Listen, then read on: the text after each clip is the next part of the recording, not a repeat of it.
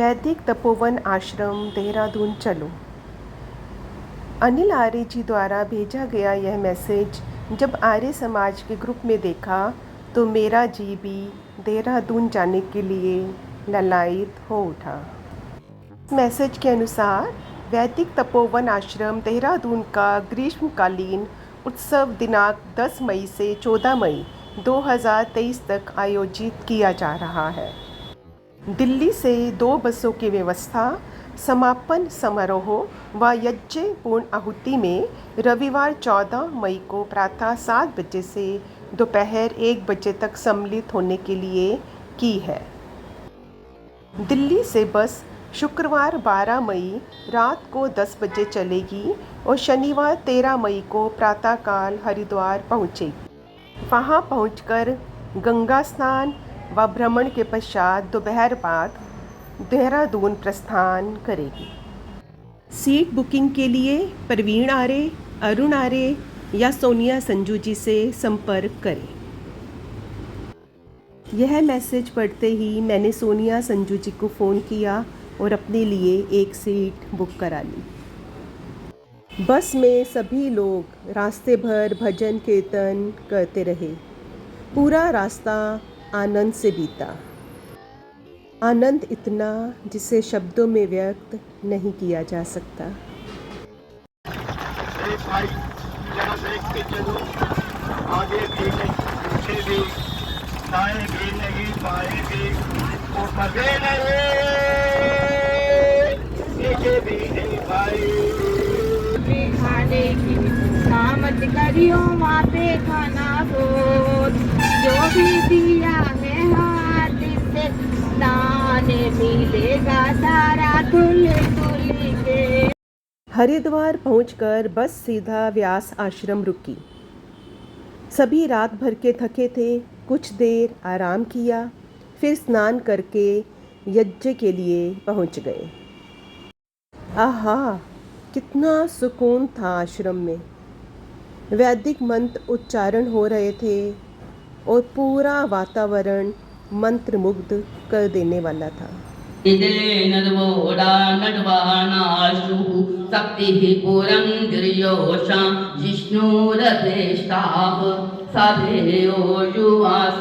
जजमान्यस्य वीरो जायतां निकामे निकामे नः पर्जन्यो वर्षतु फलवत्यो न ओषधयः पच्यन्तां योगक्षेमो नः कल्पतां स्वाहा। इदं राष्ट्राय इदं मम। नमस्कार मंत्र से आहुति देंगे। ओम नमः शंभवाय च मयोभवाय च नमः शंकराय च मयस्कराय च नमः शिवाय च शिवधराय च स्वाहा। स्पष्ट आहुति देंगे। ये प्रायश्चित होती है, मिष्टान से देंगे। जैसे करते विधि से अधिक हो गया, विधि से कम हो गया, फिर त्रुटि हो गई हो तो उसके लिए परमात्मा से क्षमा याचना करते हुए प्रायश्चित मुक्ति देंगे। वो परमात्मा इस यज्ञ को सफल बनाने वाले हैं। हम सबकी मंगल कामनाओं को पूर्ण करने वाले हैं। माता जी का आशीर्वाद पा तन मन धन्य हो गया। यज्ञ के बाद नाश्ते में स्वादिष्ट मेथी की पूड़ी और आलू की सब्जी, चाय प्रसाद मिला। आश्रम की व्यवस्था देखकर मन प्रसन्न हो उठा। नाश्ता करके हम पूरा व्यास आश्रम घूमे। वहाँ की शांति मन को बेहद सुकून दे रही थी। फिर अपने अपने कमरे से बैग उठा हम बस में बैठ गए और बस चल पड़ी गंगा मैया के दर्शन के लिए। हर हर गंगे जयकारे लगाते हुए सभी ने गंगा स्नान का आनंद लिया और उसके बाद बस चल दी देहरादून की ओर। देहरादून एक बेहद ही खूबसूरत शहर है।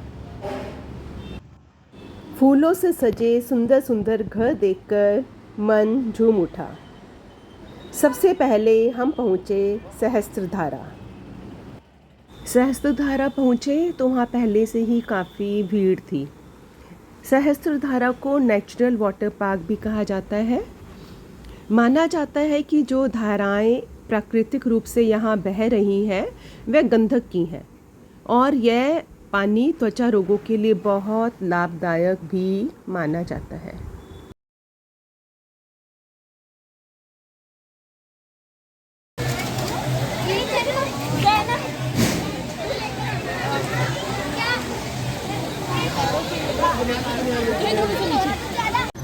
सहस्त्रधारा के आसपास के प्राकृतिक दृश्य को देखकर मन मोहित हुआ जाता था। सभी ने कुछ देर वहाँ रुककर नींबू पानी और लेमन सोडा का आनंद लिया और फिर शुरुआत हुई फोटोग्राफी की। बस के इंतज़ार करते हुए हम लोग बातें करते रहे और एक दूसरे की फ़ोटो लेते रहे। यही फ़ोटो ही तो यादगार होती है हमारी ज़िंदगी के लिए। पुल पर खड़े जब हम लोग फ़ोटो खिंचवा रहे थे तो वहाँ काफ़ी सारे बंदर और गायें भी घूम रही थी। सहस्त्रधारा से खूब सारी ऊर्जा बटोर हम लोग चल दिए तपोवन वैदिक आश्रम की ओर। आइए अब तपोवन के बारे में कुछ जानते हैं। आश्रम के पास लगभग 200 बीघा भूमि है और उसमें 3 परिसर हैं। पहला परिसर नाला पानी गांव में है, जहां आश्रम की अपनी एक यज्ञशाला, एक छोटा व बड़ा सभागार, पुस्तकालय, ध्यान केंद्र, रसोई घर, भोजन कक्ष, बाग बगीचा, एक हॉस्पिटल और 400 बालक बालिकाओं का एक जूनियर हाई स्कूल है। यहाँ पर साधकों के लिए कुटिया और अतिथि निवास भी बने हुए हैं और इसके अलावा अस्पताल, सभागार, कार्यालय, मंत्री जी का कक्ष, ये सब अभी नए बने हैं और बहुत ही सुंदर भव्य हैं। अब दूसरे परिसर की बात करते हैं। यह लगभग 4500 वर्ग गज की गौशाला है, जो कि पहले वाले आश्रम से लगभग 2 किलोमीटर दूरी पर पहाड़ियों में स्थित है। इसके चारों ओर साल के ऊंचे ऊंचे पेड़ हैं। बहुत अच्छा सुंदर परिसर है। यहाँ पे जो गायें हैं उनकी देखभाल गोपाल करते हैं। और तीसरे परिसर की बात करें तो यह मंगलू वाला गांव में पहले वाले आश्रम से लगभग 3 किलोमीटर और गौशाला से 1 किलोमीटर की दूरी पर स्थित है और यह तपोभूमि कहलाता है। यह पूरा आश्रम वनों से घिरा हुआ है। इसी को ईश्वर के ध्यान, मन की एकाग्रता, चिंतन मनन व साधना के लिए सर्वोत्तम बताया जाता है। और यहीं पर महात्मा प्रभु आश्रित जी महाराज को इष्ट अध्यात्म संपत्ति की प्राप्ति हुई थी। यह परिसर काफ़ी दूर तक फैला है। यहाँ वर्तमान में चतुर्वेद पारायण यज्ञ एवं साधना शिविर स्वामी चित्तेश्वरानंद सरस्वती जी के सानिध्य में आयोजित होते हैं और शिवरात्रि के आसपास तो 1 महीने का शिविर हर साल लगता है। आश्रम में वर्ष में 2 बार 2 उत्सव होते हैं। उनमें भी यहाँ शनिवार का दिन यज्ञ, भजन व सत्संग आदि के लिए निर्धारित किया गया है। एक अन्य स्थान ऐसा है जिसे साधना के लिए बहुत उत्तम बताया जाता है। यहाँ एक चबूतरा बना है, उस पर हमेशा वृक्षों की छाया रहती है। यहाँ बैठकर ध्यान करने से योगी व साधक को शीघ्र सफलता मिलती है, ऐसा आश्रम के साधक बताते हैं।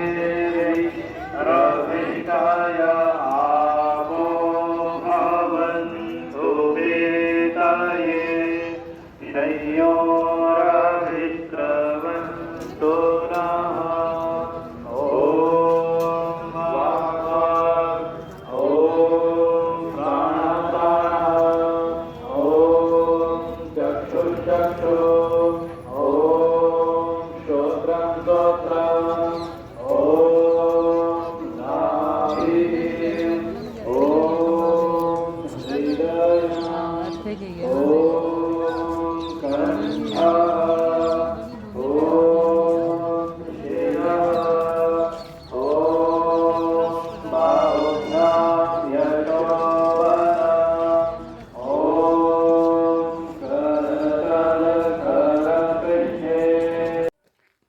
यहाँ भी साधकों के लिए 10 कुटिया और एक विशाल और भव्य यज्ञशाला, सभागार, गीजर से युक्त शौचालय, विद्युत, जल, सभी तरह की सुविधाएं सुलभ है। इस आश्रम में साधक साधिकाएं आते जाते रहते हैं, कुछ स्थायी रूप से भी यहाँ रह रहे हैं। सुबह व शाम को यहाँ पे यज्ञ और सत्संग होता है। आश्रम में साधक और साधिकाएं आते जाते रहते हैं और कुछ यहाँ पे स्थायी रूप से भी रह रहे हैं। प्रातः व सायं यज्ञ और सत्संग होता है। साधकगण आचार्य आशीष दर्शनाचार्य जी तथा स्वामी चित्तेश्वरानंद सरस्वती जी से अपनी अपनी साधना संबंधी शंकाओं का समाधान प्राप्त कर सकते हैं। साधकों के लिए साधना विषयक सभी प्रकार की सुविधाएं आश्रम उपलब्ध करवाता है। जो साधक नीचे के आश्रम में रहकर साधना करना चाहते हैं वह वहाँ रहकर कर सकते हैं, और जिन्हें पूर्ण एकांत और निर्जन स्थान अच्छा लगता है वह इस आश्रम से 3 किलोमीटर दूर पहाड़ियों व वन पर स्थित साधना स्थली तपोभूमि में रहकर साधना कर सकते हैं। आत्मकल्याण, पर जन्मों के सुधार, ईश्वर से साक्षात्कार सहित मोक्ष की ओर पग बढ़ाने का साधन स्वाध्याय, ध्यान, यज्ञ आदि साधनाओं से ही होता है।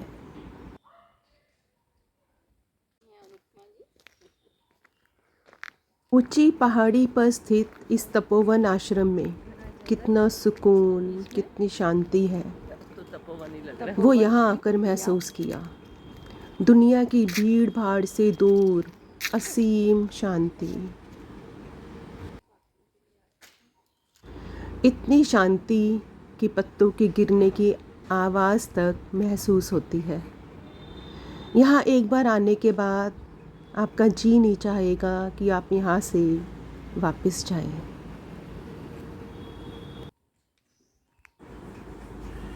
अन्नू, रितु और मैं देर रात यहाँ पहुँचे थे, लेकिन समय से हमें नींद आ गई। लगभग 9 बजे रात को हम सो चुके थे और सुबह 5 बजे अपने आप ही नींद खुल गई।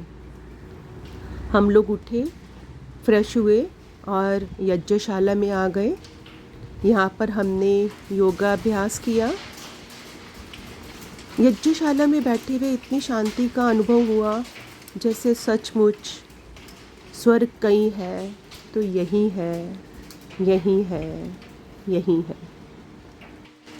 आप ध्यान से सुनेंगे तो यज्ञशाला की छत पर गिरते हुए पत्तों की आवाज़ आपको सुनाई पड़ेगी।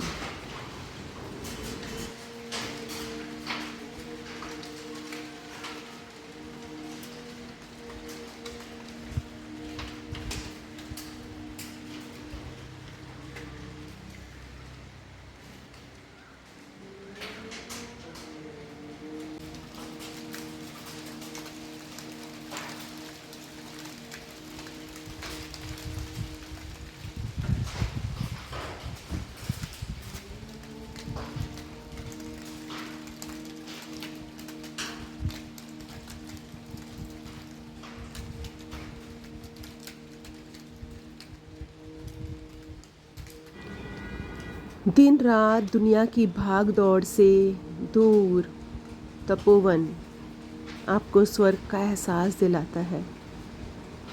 आप एक बार समय निकाल कर यहाँ ज़रूर आएं, तब आपको एहसास होगा जो मैंने कहा वो कितना सच है। यहाँ की शुद्ध वायु आपके अंदर ऊर्जा का संचार करती है और आप अपने साथ खूब सारी एनर्जी बटोर कर लेकर जाते हैं, जो आने वाले बहुत सारे दिनों के लिए आपके काम आती है, आपकी ऊर्जा को, आपकी शक्ति को बनाए रखती है। यहाँ जगह जगह शॉर्टकट है। अच्छा, यहाँ पे 2 रास्ते हैं। पता होगा तो ना, वरना तो कहीं भटक भी सकते हैं। हाँ, वो रोशनी जी बोल तो रही थी हम शॉर्टकट से जाते हैं, दिन में 2-3 चक्कर तो लग जाते हैं।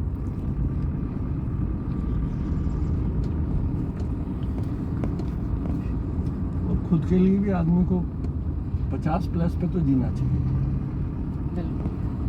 पहले तो अकाउंटेबिलिटी होती है, वो भी ज़रूरी है समाज के हिसाब से। एक बार रिस्पॉन्सिबिलिटीज हो जाए ना कंप्लीट बच्चों की, तो हाँ। उसके बाद फिर सोच सकते हैं। हाँ, लेकिन बच्चों की नहीं। नीचे आश्रम की ओर लौटते हुए जितेंद्र चिकारा जी, रितु, अन्नू और मैं गपशप करते हुए आए। उन्होंने अपने जीवन के अनुभव हमसे साझा किए। नीचे पहुँचे तो चाय की तलब लगी। एक बहुत बड़े वृक्ष के नीचे चाय की दुकान थी। वहाँ पति पत्नी परांठे बना रहे थे और चाय बना रहे थे। वहाँ पे हमने चाय परांठे का आनंद लिया और फिर आश्रम की ओर चल दिए। आश्रम में तरह तरह के स्टॉल लगे थे। ऑर्गेनिक खाने पीने की वस्तुएं थी, किताबें थी, दवाइयाँ थी और भी बहुत कुछ था। चारों तरफ रंग बिरंगे फूल बरबसी मन को मोह रहे थे। उन फूलों को देखते हुए आगे बढ़ना एक अद्भुत अनुभव था।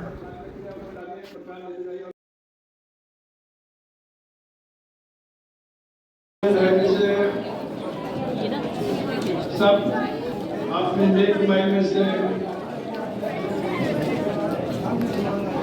चलिए बनाइएगा लाइन आगे बढ़िएगा, चलिए सभी सन्यासियों को, सभी कर्मचारियों को अपना प्रमाण दीजिए और आशीर्वाद लीजिए।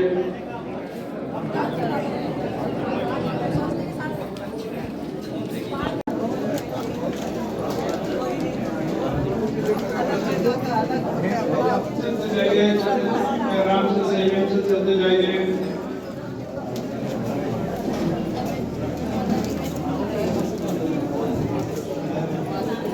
चलिए शाबाश, बहुत अच्छे साधक साधिकाओं का परिचय दे रहे हैं आप। के उपरांत सत्संग भवन की ओर चल दिए और वहाँ पर आराम से इत्मीनान से बैठकर सत्संग का आनंद लिया। स्कूल के काफ़ी सारे बच्चे भी वहाँ बैठे थे और ध्यान मग्न होकर सत्संग का आनंद ले रहे थे। सत्संग के बाद भोजन की उत्तम व्यवस्था थी। सैकड़ों लोगों ने भोजन का आनंद लिया। भोजन की सारी व्यवस्था सुरुचिपूर्ण एवं वेल ऑर्गेनाइज थी। भोजन के पश्चात सभी ने अपना बैग उठाया और बस की ओर चल दिए। अब हमारा वापसी का समय हो चुका था। रास्ते में चाय पानी के लिए पतंजलि योग पीठ रुके और वहाँ की कैंटीन दाना पानी में चाय और पकोड़ों का आनंद लिया। कैंटीन में हम लोग मिठाइयाँ देखकर आश्चर्यचकित रह गए। ऐसी मिठाइयाँ हमने पहले कभी नहीं देखी सुनी थी। अमरूद की बर्फ़ी, आंवले की बर्फ़ी और भी बहुत कुछ। पतंजलि योग पीठ में हम लगभग 1.5-2 घंटे रुके। सभी ने खाया पिया, खूब मस्ती की, पूरा परिसर घूमा। ऐसा लग रहा था सब पूरी तरह से आनंद में डूबे हुए हैं। दिल्ली से बस चली और जब मैं बस में बैठी तो मैंने देखा कि कोई भी चेहरा जाना पहचाना नहीं है। लेकिन इस यात्रा में पूरी बस के लोग एक परिवार की तरह ही बन गए। यह परिवार हमेशा खुश रहे, सलामत रहे। खूब मस्ती करने के बाद अब हमारी बस चल दी वापस दिल्ली की ओर। बहुत सारी मीठी यादें समेटे। ढेर सारा आभार आदरणीय अनिल आर्य जी, आपकी वजह से मुझे यह सब देखने, सुनने, समझने का अवसर प्राप्त हुआ। सोनिया संजू जी का बेहद शुक्रिया। उन्होंने सभी का बहुत ध्यान रखा। सभी बस यात्रियों का भी शुक्रिया कि एक परिवार की तरह सभी मिलकर रहे। आशा है आने वाले समय में भी ऐसी ही यात्राएं आयोजित की जाती रहेंगी और हम सब मिलकर इसका आनंद लेंगे। और जीवन में मीठी यादें सहेजेंगे। आप सभी का बेहद शुक्रिया।